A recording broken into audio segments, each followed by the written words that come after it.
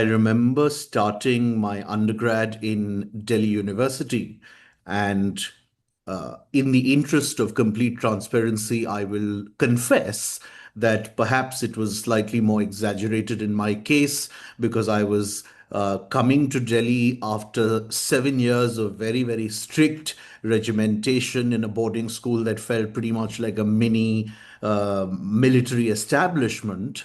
And therefore, I went a bit bonkers with the sudden freedom and liberty. But I think it might be fair to say that irrespective of what and where one's schooling has been, that the start of college does tend to be to make for an atmosphere and environment where it's very easy to slip and lose sense of proportion and go a bit overboard, as is the case with most people, and it's perfectly normal and understandable. The reason I'm sharing this is because the individual joining us today seems to not have fallen into that trap at all. In fact, quite to the contrary. Uh, I'm not someone who's prone to comparisons, I don't believe in them. But just to give you a context, the kind of understanding and wisdom I have finally developed after each strand of my hair has turned gray very recently, in the sense of becoming a little bit empathetic, seeing things from others' perspectives and points of view, and generally a slightly deeper and heightened emotional maturity, which, like I said, in my case, has happened only just, is something that seems to embody Navya in her very core from a very, very early age and stage of her life, which is extremely surprising, but very pleasantly so. And she's a trainee psychologist, which is even better news because I think, in my understanding, a psychologist of all people ought to be empathetic. We are calling today's session of talk therapy Navya's inner orbit. And along with training to become a psychologist, she is also a wonderfully sensitive content creator because, again, in and amongst the ocean of content creators that are out there, her content genuinely comes across as both simple yet poignant and very authentic. What also happens is that, particularly when it comes to mental health and wellness, it's easy to use jargon and make it complicated and alienate people. Her content is therefore very, very simple so the layperson can understand. And I think that's a huge service she's doing, perhaps even unknowingly. So, after that slightly long but very essential context and background, I would like to welcome Navya and thank her for making time and joining us. Thank you so much. And I really appreciate the introduction and how you talked about my content. And I do realize that it does make sense in a way that I do try to create it in a simple, more laid man manner, because I think we have already had too much complexities in our life. It's, anyways, that complex to not understand every part of what we are going through. So I think a little more simplified version of what we feel and what we have in our daily lives, even through content or even through a minute long or shorter than 30-second video, if it makes us understand how we go through things, how we can emotionally regulate, and how we can survive our inner child, I think that makes more sense to me. I completely concur and agree. In fact, I have been accused at times of being very, very complicated. But as a communication skills educator, I can tell you that while on the one hand, I myself personally admire somebody like Dr. Tharoor, I think that if To understand anyone and any content, if you need to stop and think about it for an hour and consult reference books, it really defeats the entire purpose of mass communication. So it's probably wise to keep it simple, and especially again when it comes to the realm of mental health and wellness, not everybody understands terms such as holding space, etc., even basic things like that. So just putting it in everyday language really, really helps. Well, we'll talk more in detail about your content, Navya, but to begin with, I would love for you to tell our viewers a little bit about yourself, what you're doing currently in terms of studies, what stage are you at, etc. So, as you know, I'm Navyia Nagpal. I'm an undergrad psychology student. I'm doing my honors in psychology. Uh, I was recently promoted to the third year, which is a good win. And I'm usually very much into academics. I might not be the typical nerdy kind, but I know that what excites me when I study. I'm very big on neuroscience and I'm very big on knowing how we understand our abilities of how we perceive things, how our mind works. And it excites me. It has excited me. The brain, the mind, the core elements of these topics have always excited me since I was a kid. So somehow it was a part of my journey of what I choose and what I'm trying to become. And I think a great part goes towards my family because my family has always pushed me to do what I like. They never had that weird sense of me that, that I should lead on a path that they choose for me. They told me and they taught me how to become a person of my own. They knew the difference between guiding a person and dictating a person on a path. And I currently run a page, Your Inner Orbit. And the idea of Your Inner Orbit came to me because I journal a lot. And I take 5 minutes. It was suggested by one of our professional people in our college, and one of my educators who told me that you don't have to be going through something to talk about your feelings. And even if you take out 5 minutes of your day to think about how your day was and what you felt throughout the day, it is still reflecting on yourself. And you don't have to self reflect when it comes to a point where you're completely down, you're completely kicked down in one place. Starting healthy matters. So I think that's why maybe I started healthy. And when I started journaling down about thinking of starting a page, which is a big decision, because now you're having a digital footprint of what you do and how people can track you. So yes, you might not be in a spotlight of millions, but it does start with a few hundreds and thousands. So your concept of your inner orbit is around you. There is this we create this inner circle, right, about ourselves with our families, a few people we love, what our thoughts are in about with those spaces, those people, and your inner orbit somehow confines to them. It looks at what makes you you and how step by step it makes you a better you. It is a process.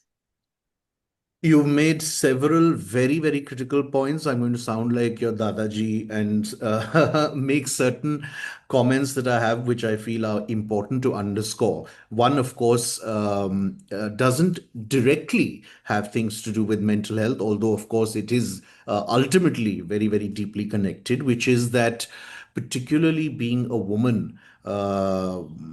I think it's wonderful, touchwood, and it's we shouldn't have to feel this and say it, but you're so lucky that you have been granted the liberty of following your own path. You said a very beautiful thing. You said guide and not what? Dictate. Yes, guide and not dictate, and which is so wonderful because it's still, despite the fact that it's 2025, it is seldom seen. And that's really, really wonderful. I know that, for example, when you and I spoke before this session, you even mentioned that despite being a family that, perhaps has a well set, established business, that all of you are sort of encouraged to find your own calling and pursue it, which is absolutely brilliant. The other thing which I would have asked you, but you've sort of answered it, which is absolutely fine, is the thought behind that very poignant and beautiful name, your inner orbit, I want to understand from you, while it's clear that your inner orbit and what it means and what it implies, the irony being that in the hustle and bustle of life and perhaps misplaced priorities, we fall off our own orbits. And there's a need to revisit and realign. Why, why are you creating the content that you are? What is is there at all an aim or a goal to it? There is a name. Uh, when I was a child, there wasn't much of social media around.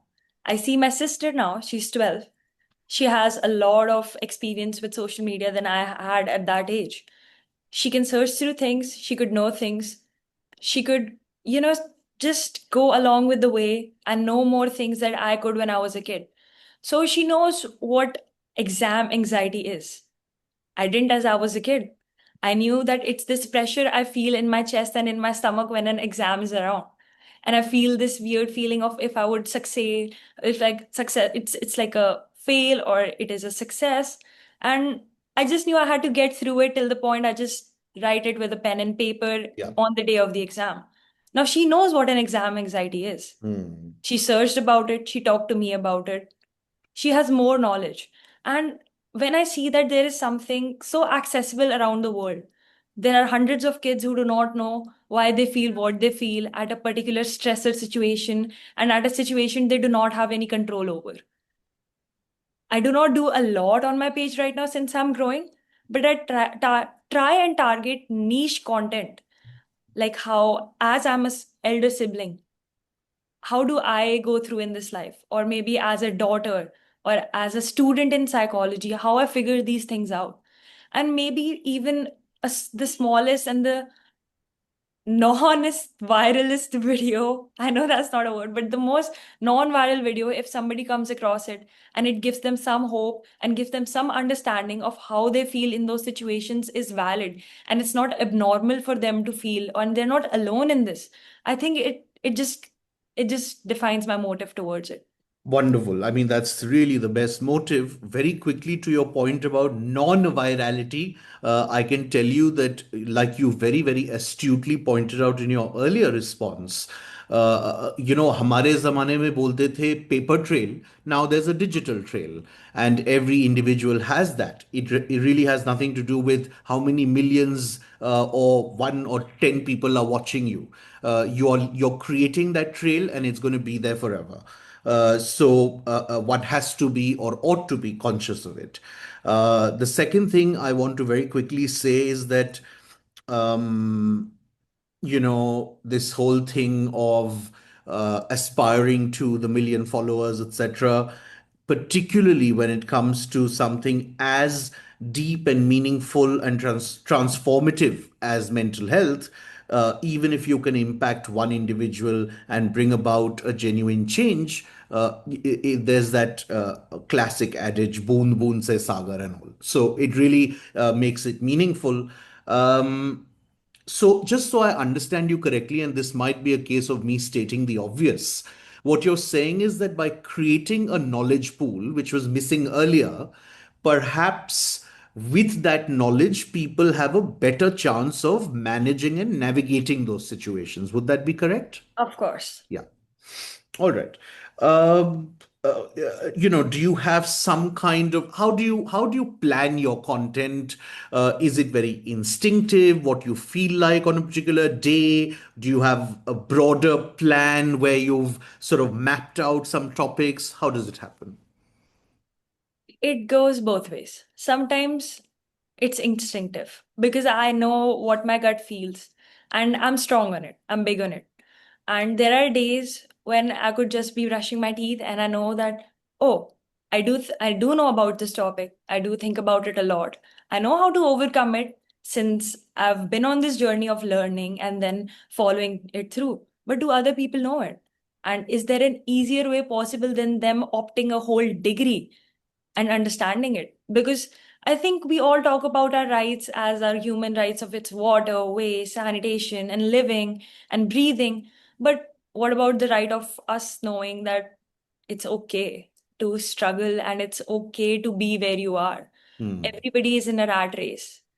Everybody is. Maybe it's about a degree, maybe it's about a job, maybe it's about doing better in your family. It all comes down to a competition of just doing their best.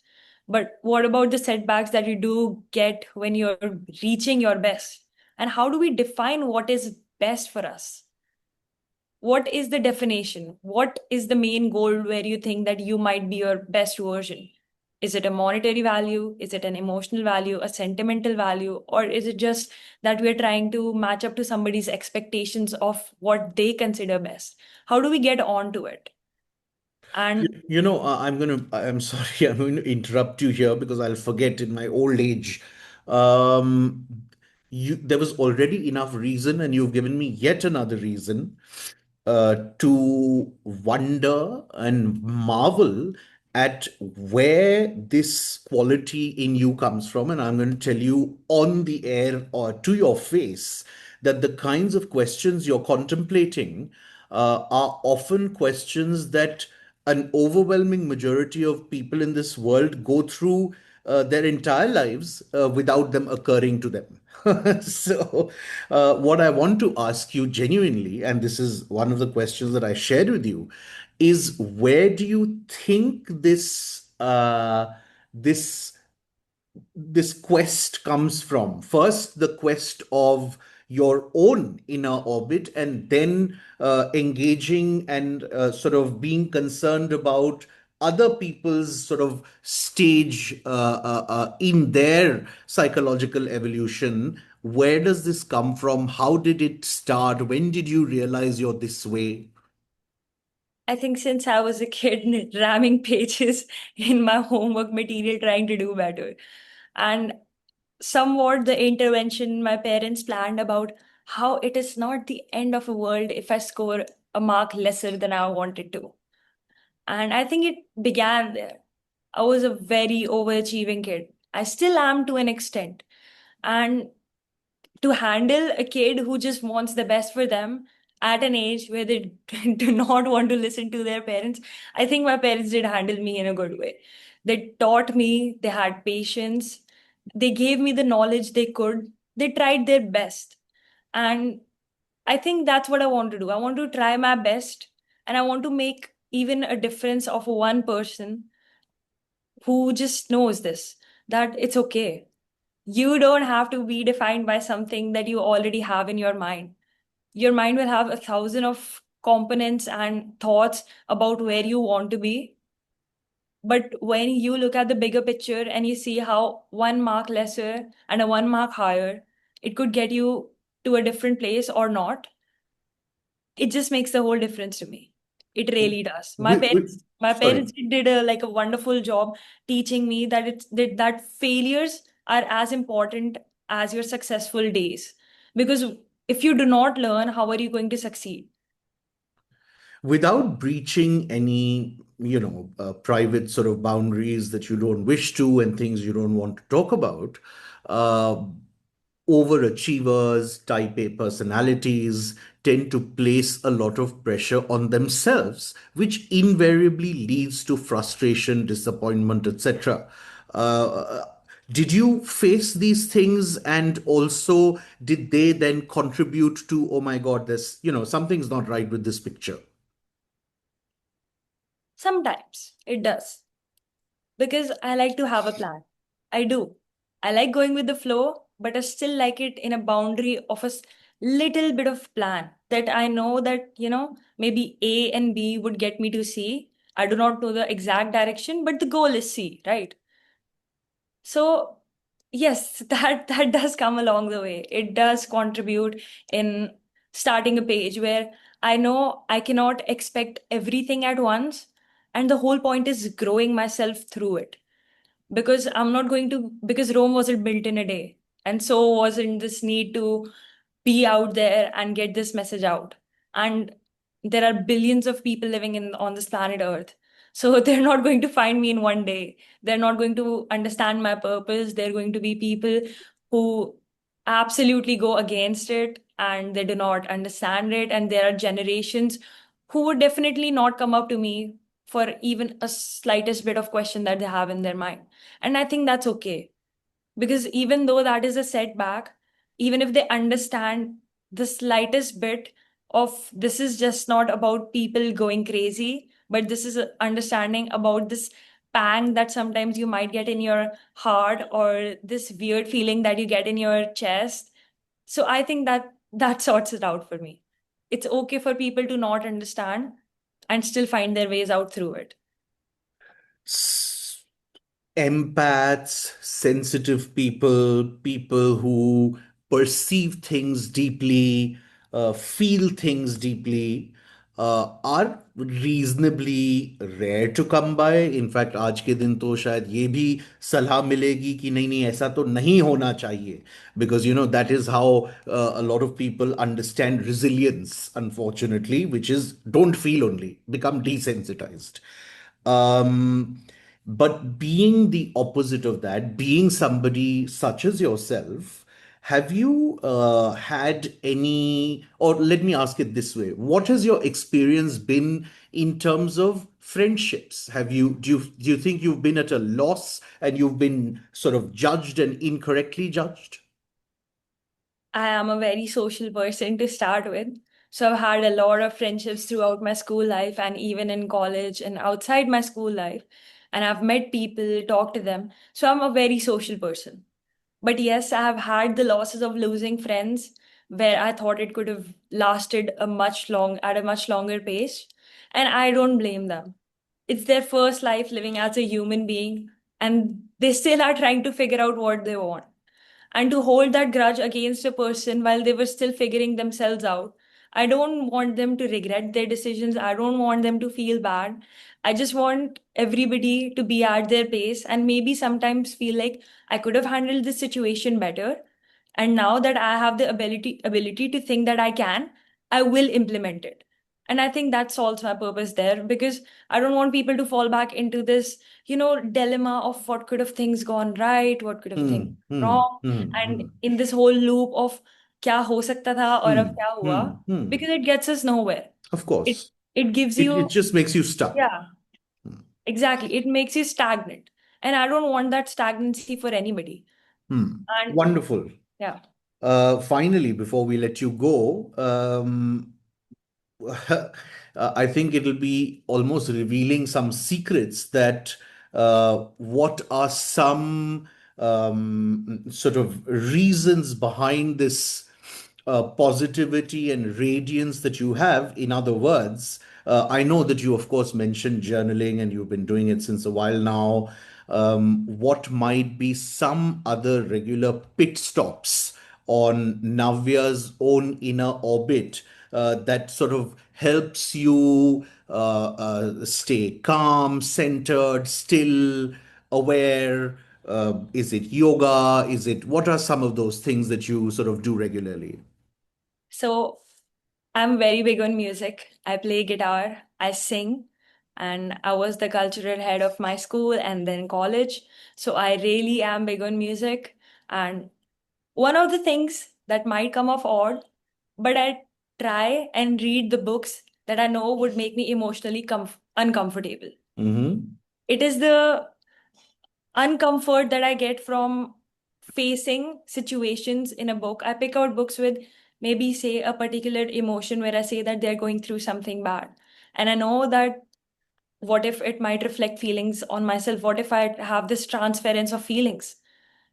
But I still try and put myself through it. Because the more I try and face what I have inside, the more acknowledgement I have towards my own self, my own inner orbit, as you might say. So I do read a lot. I do put myself in uncomfortable situations, which I'd like to acknowledge and then step by step, in baby steps, dissect and know myself better.